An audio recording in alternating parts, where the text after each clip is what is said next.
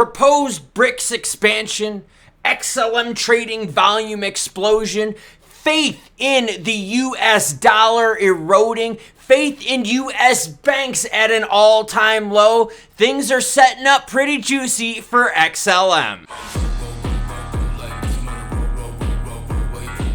That's right, getting those tunes set up early this morning because I've got a 1 mile run trying to break my personal record. Probably not going to happen, but I'm going to try it. Let me ask you a question. What's harder, 36 hours of fasting or 48 hours of shakes? At the end of this video, you're going to know my opinion. Bitcoin sitting at 28,337, ETH 1816, XRP above 50 cents, which is key, helping out XLM. XLM, though, right at that 11 cent mark, 10.93, up 0.5% last 24 hours. Let's get into things that are trending. Ooh, Bitcoin up at the top. Yes, Daddy, next. Ooh, call me Daddy. I kind of like that one.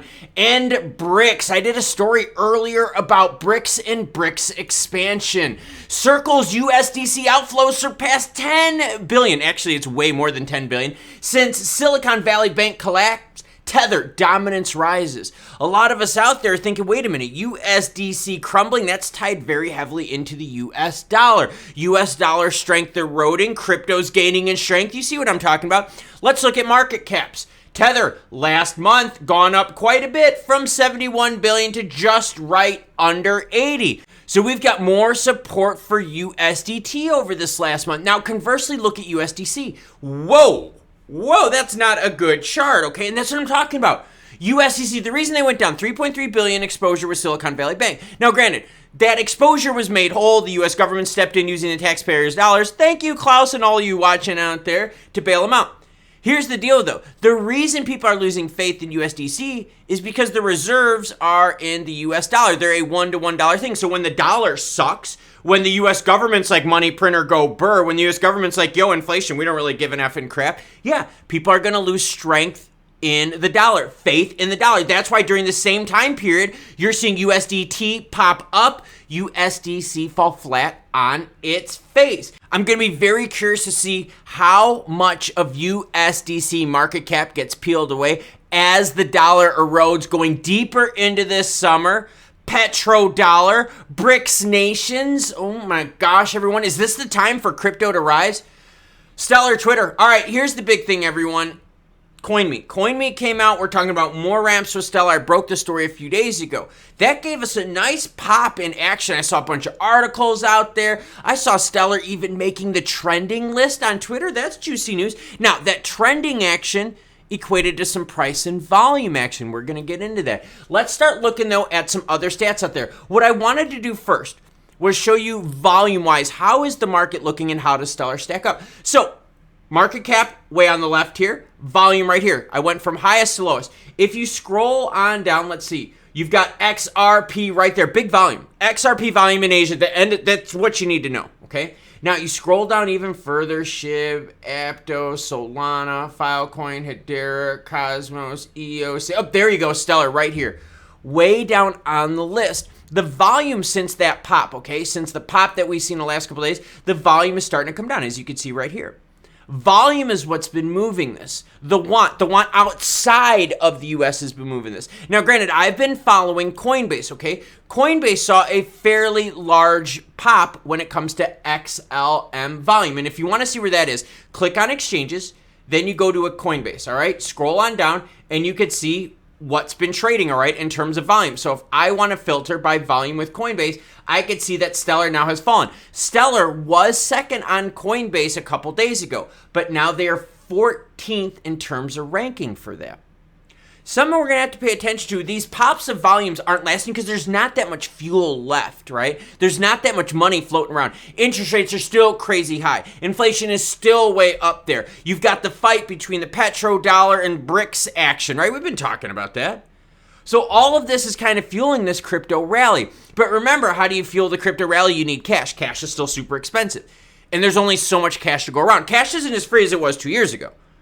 People don't have as much money as they did 2 years ago because high prices have been eating the cash. So what you have to watch for is when these pops happen, how long does the volume of Stellar stay up there? Now, in terms of total volume, with Coinbase. Stellar only represents 1% of it, XLM. That's not that much. That is not that much at all. But let's get into XLM chart action. All right, seeing the move here. We hit now 11 cents 2 days in a row, but we couldn't hold it. Am I upset about that? No, not really. Why? Because as long as we stay above that 10-cent floor going into the 12th, which is CPI data, that gives us a damn good chance to keep that rally going. Now, CPI data comes out super juicy. XLM is going to be moving along with the rest of the crypto market. CPI data comes in flat or even above. It's going to send us down. Jerome Powell and the Fed are going to raise rates. Right now, the market is pricing in several things. Number one, they're pricing it in that crypto can survive without the US. That's what you're seeing on a global level, okay? When you look at the heat map and when you see the action over the last several weeks, we're realizing that the world can move on without the United States. The United States is not as strong as it used to be. A lot of the crypto market was pricing in US exposure, US GDP, US money being put into the crypto market. But now that the SEC and other regulators out there have totally crushed crypto in the United States, the markets are now starting to realize, wait a minute, we don't need the US, we can do just fine without it. And that's why you're seeing more confidence in the market. The confidence isn't coming from those in the US, it's coming from outside the US. The recent move of XRP, XLM, HBAR, all been in Asian markets, not the United States. Volume is starting to erode, right? We're starting to lose a little bit of fuel that made that rally happen. But if we can withstand this week of no bad events, no stupid FTXs, no stupid bank things, no damn regulators going out there going after crypto, we got a really, really good chance of hitting CPI data above 10 cents, which could set us up for more continuous rally action. And that's what you got to do with this action that happens. When something pops, the first thing I'm doing is I'm looking for articles. Hey, what's the reason for it popping? If I don't see articles, I'm looking for volume. Then when I start looking at volume, I start looking to see where's it coming from.